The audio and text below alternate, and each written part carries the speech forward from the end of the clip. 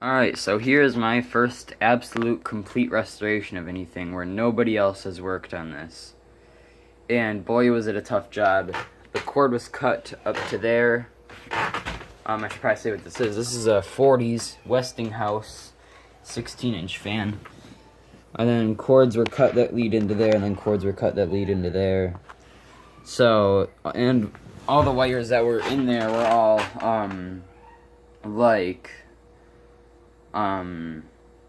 they were all deteriorated. Well, some of them were, the rubber ones were, but the cloth ones weren't. But this fan looks really nice, and it pushes a ton of air. I found out because I'm proud of myself for doing this. This is what a few hours of genuine hard work on something will get you. This is what I got this fan. It was $10, which is a little pricey for a fan that's broken. But I got it because I've been eyeing this model of fan up on eBay for a really long time, and compared to $10, $10 was a really good deal compared to what prices were on eBay. And it pushes a lot of air. This is, other than box fans, I feel like this is probably our fan in our house that pushes the most air.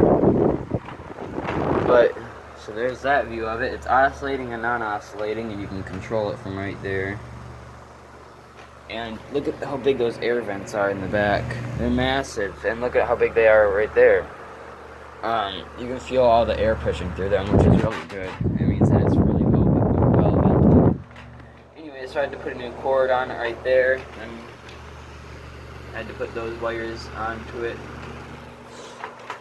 Those wires match the colors that the old ones were, because I know that wires colors go from appliance to appliance.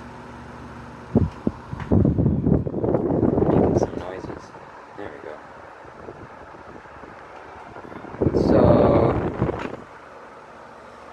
yeah, it's $10 as is, and I'm really proud of myself for this.